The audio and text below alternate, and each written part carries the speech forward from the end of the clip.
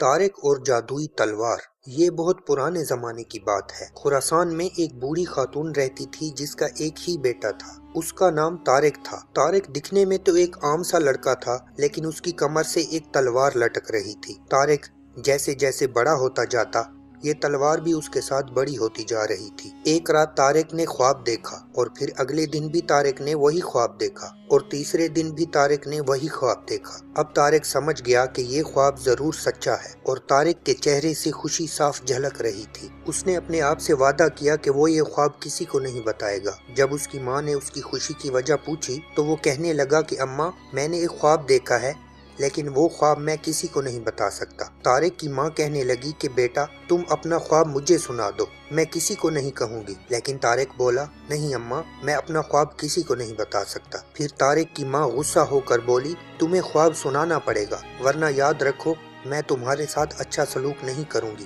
لیکن طارق نے خواب نہ سنایا۔ اس پر ماں نے پہلے تو خوب ڈانٹ ڈپٹ کی اور پھر مار پیٹ کرنے لگی، لیکن طارق پر نہ ڈانٹ ڈپٹ کا کوئی اثر ہوا اور نہ ہی مار پیٹ کا۔ اتفاق سے وہاں سے شہر کا قاضی گزر رہا تھا۔ اس نے طارق کے رونے اور چیخنے چلانے کی آواز سنی۔ وہ اپنے ساتھیوں سے کہنے لگا کہ جاؤ دیکھو، یہ کون زور زور سے چلا رہا ہے، ہو سکتا ہے کسی مظلوم کو ہماری مدد کی ضرورت ہو۔ تھوڑی ہی دیر بعد سپاہیوں نے آ کر اطلاع دی تو قاضی کہنے لگا کہ میں اپنی زندگی میں کبھی نہیں رویا، اور نہ ہی میں کسی بچے کو روتے ہوئے دیکھ سکتا ہوں، اس لیے جاؤ اور اس لڑکے کو فوراً میرے سامنے حاضر کرو۔ سپاہیوں نے طارق کو قاضی کے سامنے پیش کیا۔ قاضی نے طارق سے اس کے رونے اور چیخنے چلانے کی وجہ دریافت کی۔ طارق کہنے لگا، جناب میں نے ایک عجیب و غریب خواب دیکھا ہے، اور میری ماں مجھے اس لیے مار پیٹ رہی تھی کہ میں اپنا خواب اپنی ماں کو نہیں بتا رہا تھا۔ قاضی نے یہ سنا تو قاضی مسکرا کر بولا کہ بہت خوب، مجھے یقین ہے کہ وہ خواب واقعی بہت دلچسپ ہوگا۔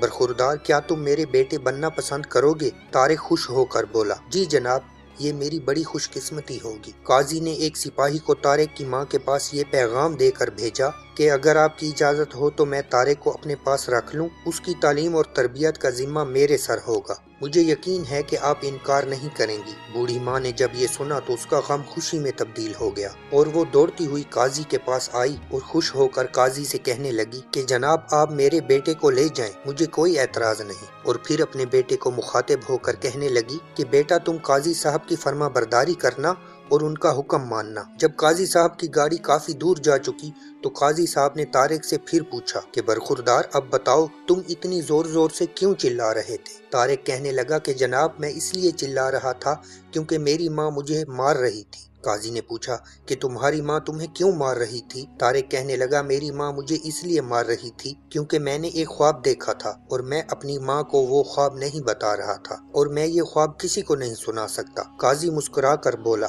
کیا مجھے بھی نہیں؟ طارق بے خوف ہو کر بولا، جی نہیں۔ پھر قاضی مسکرا کر کہنے لگا کہ کوئی بات نہیں، مجھے یقین ہے کہ گھر پہنچ کر تم اپنا خواب مجھے سنا دو گے۔ یہ کہہ کر قاضی نے کوئی اور بات چھیڑ دی، اور یہاں تک کہ وہ اپنے گھر پہنچ گئے۔ قاضی نے اپنے گھر پہنچ کر اپنے بچوں کو بلایا اور کہنے لگا، دیکھو بچوں، میں تمہارا نیا ساتھی لایا ہوں، تم اس کے ساتھ کھیلنا، لیکن اسے تنگ مت کرنا، کیونکہ اس نے ایک عجیب و غریب خواب دیکھا ہے، اور یہ اپنا خواب کسی کو بتانا نہیں چاہتا۔ سب سے بڑی لڑکی کہنے لگی، تم اپنا خواب مجھے ہی سنا ڈالو۔ لیکن طارق نے سر ہلا کر کہا، میں اپنا خواب کسی کو نہیں سنا سکتا۔ منجھلی لڑکی بولی، کیا مجھے بھی نہیں؟ تب طارق نے انکار میں سر ہلا دیا۔ پھر سب سے چھوٹی لڑکی کہنے لگی، میں تو ضرور سنوں گی۔ طارق نے غصے سے بولا کہ اب اگر کسی نے ضد کی تو میں اسے پیٹ ڈالوں گا۔ یہ بات قاضی کو ناگوار گزری اور اس نے اپنے سپاہیوں کو حکم دیا کہ لے جاؤ اس بدتمیز کو، اور جب تک اس کی عقل ٹھکانے نہ آ جائے اسے حویلی مت لے کر آنا۔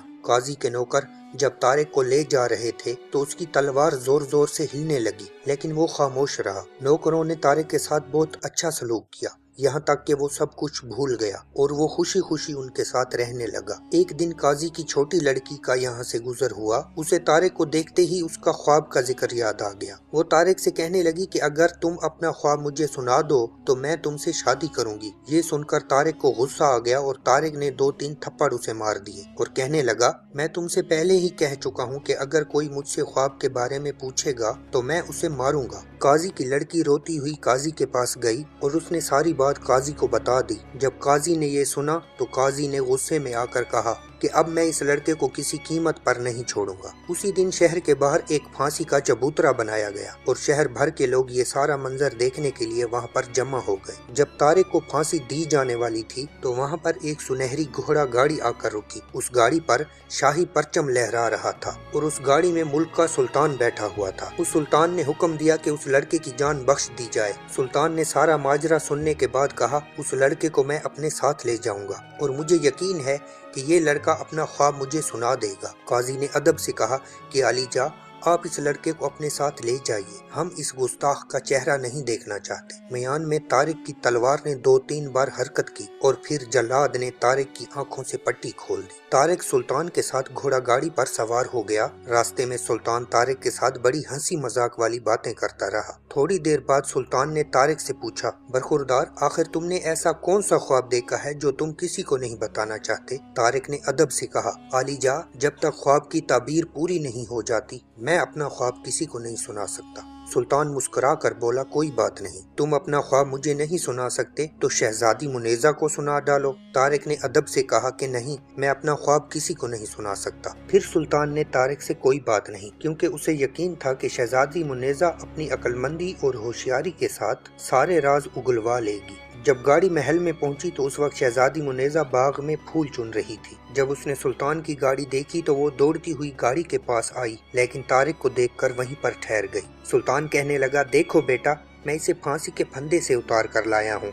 ये बेवकूफ एक छोटी सी जिद के लिए अपनी जान गंवा देता। फिर सुल्तान मुस्कुरा कर बोला कि इसने एक ऐसा ख्वाब देखा है जो ये किसी को नहीं सुनाना चाहता, इसीलिए काजी भी गुस्से में आकर इसे फांसी पर चढ़ा देता। अगर मैं वहाँ वक्त पर ना पहुँचता तो आज ये जिंदा ना होता। इसके बाद सुल्तान ने तारिक को मेहमान खाने में ठहराया और इसकी खूब खिदमत की। एक दिन शहजादी मुनीजा वहाँ से गुजरी। वो जर्क बर्क कपड़ों में बिल्कुल आसमानी मखलूक नजर आ रही थी। तारिक ने उसे देखा तो वो देखता ही रह गया। शहजादी मुनेजा तारिक से कहने लगी कि तुम अपना ख्वाब मुझे सुना दो, मैं तुमसे वादा करती हूँ कि मैं तुमसे शादी कर लूंगी। लेकिन तारिक सर झुकाकर बोला, ए शहजादी, मैं अपना ख्वाब इस वक्त तक किसी को नहीं बता सकता जब तक इसकी ताबीर ना मालूम कर लूं। कई दिनों तक ये राज मेरे सीने में महफूज है और ना जाने ऐसे ही कब तक रहेगा। शहजादी तारिक से ख्वाब के बारे में पूछने के लिए इसरार करती रही। पहले तो तारिक इसे प्यार से समझाता रहा, लेकिन जब शहजादी का इसरार बढ़ने लगा तो तारिक ने गुस्से में आकर शहजादी को एक थप्पड़ मार दिया। शहजादी के नाक से खून बहने लगा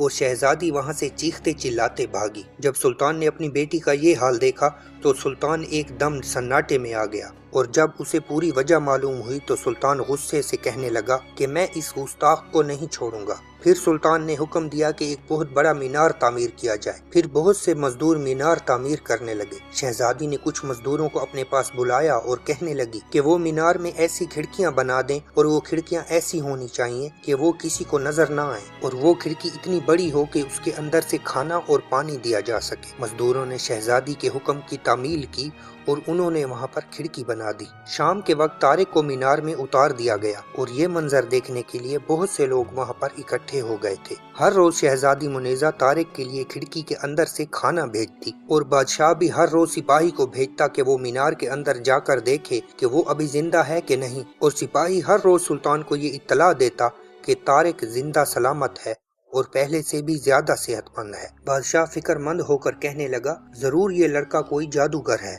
एक दिन एक मंगोल कासिद सुल्तान के दरबार में हाजिर हुआ और उसने सरकंडे की 3 छड़ियां सुल्तान को दी और बोला कि मेरे आका ने ये दरियाफ्त किया है कि इनमें से कौन सी छड़ी जड़ के करीब उगी थी और कौन सी सरकंडे के दरमियान में और कौन सी सिरे पर, और अगर आप इसका जवाब ना दे सके तो मंगोल खान के साथ जंग होगी। सुल्तान ये सुनकर बहुत परेशान हुआ और उसने तीनों छड़ियों का मुआयना किया, लेकिन इन तीनों में कोई भी फर्क ना था। शहजादी अपने बाप को फिक्रमंद देखकर बोली, अब्बा हजूर, आप इसकी फिक्र ना करें, मैं इसका हल जरूर ढूंढ निकालूंगी। फिर शहजादी दौड़ती हुई मीनार के पास गई और उसने सारा वाकया तारिक को बता दिया। तारिक सुनकर कहने लगा कि तुम बादशाह के पास जाओ और उसे कहो परेशान ना हो, वो तीनों छड़ियों को पानी में डाल दे।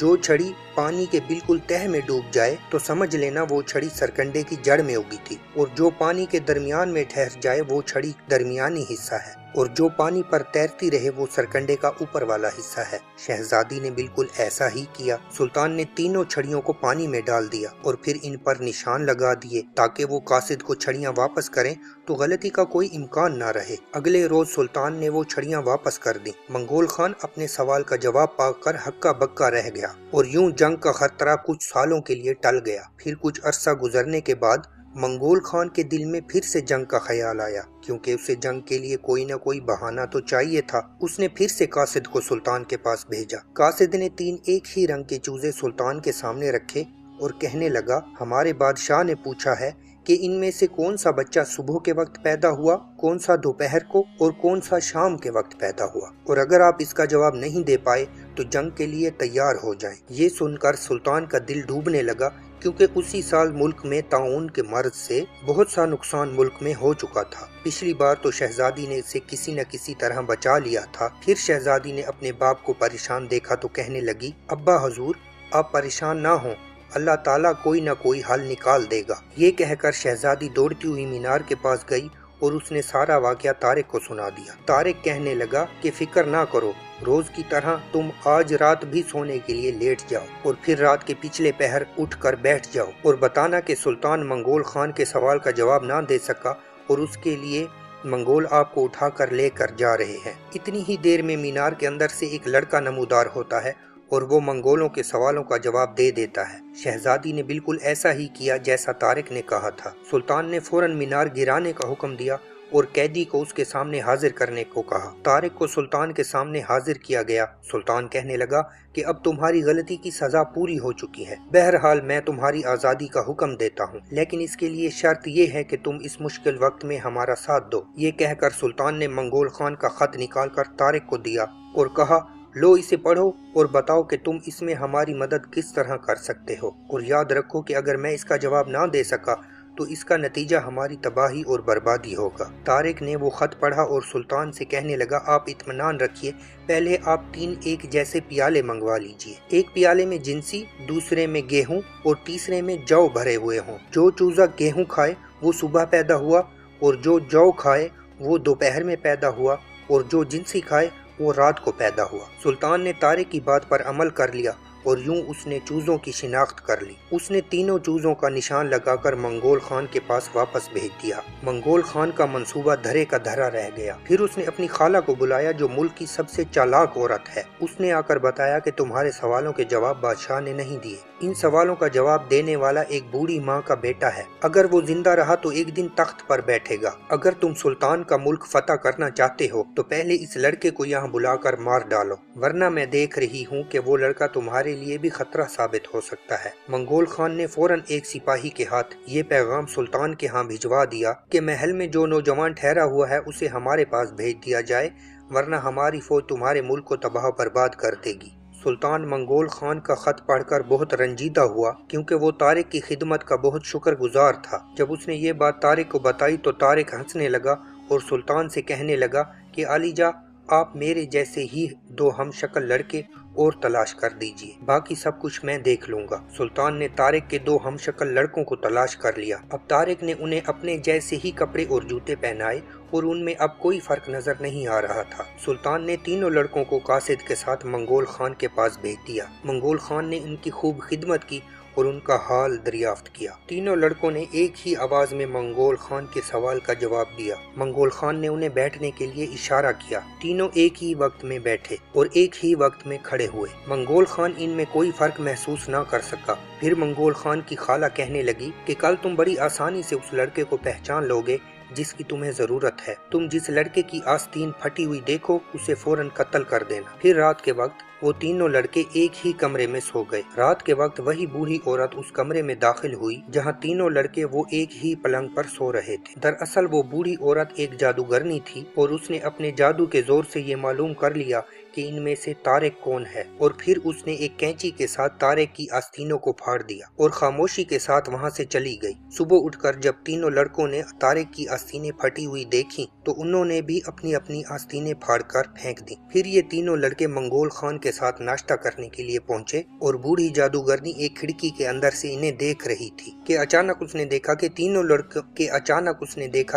लड़कों की आस्तीनें फटी हुई हैं और मंगोल खान एक बार फिर तारिक को पहचानने में नाकाम हो गया। आखिरकार मंगोल खान ने तीनों लड़कों को खुरासान वापस भेज दिया। शहजादी मुनीजा और सुल्तान तारिक को देखकर बहुत खुश हुए और फिर सुल्तान को ज्यादा अरसे तक चैन से रहना नसीब न हुआ, क्योंकि एक बार फिर मंगोल खान ने तारिक को बुला भेजा। कासिद ने आकर मंगोल खान का पैगाम सुल्तान को कहा कि ये लड़का बहुत खतरनाक है, इसलिए उसे वापस हमारे पास भेज दिया जाए, लेकिन इस बार इसे अकेला ही भेजा जाए। शहजादी और सुल्तान बहुत रंजीदा हुए। तारिक कहने लगा कि आप फिक्र ना करो, मैं हर काम को ठीक कर दूंगा। फिर अगली सुबह तारिक सफर पर रवाना हो गया। जब तारिक मंगोल खान के महल के पास पहुंचा तो दरवाजे पर ही वो जादूगरनी खड़ी थी और कहने लगी कि तुम आखिरी बार ही इस दरवाजे से गुजर रहे हो, अब तुम्हें जिंदा इस दरवाजे से निकलना नसीब नहीं होगा। तारिक के मयान में जो तलवार लटक रही थी वो 2-3 बार जोर जोर से हिली, लेकिन तारिक ने इस बूढ़ी औरत की बात पर कोई ध्यान ना दिया। जब तारिक सहन में पहुंचा तो वहाँ मंगोल सिपाही अपनी अपनी तलवारें लिए खड़े थे। फिर तारिक तलवार बिजली की तेजी की तरह मयान से निकली और फिर इन सब सिपाहियों को गाजर मूलियों की तरह काट दिया। उस बूढ़ी जादूगरनी ने जब ये देखा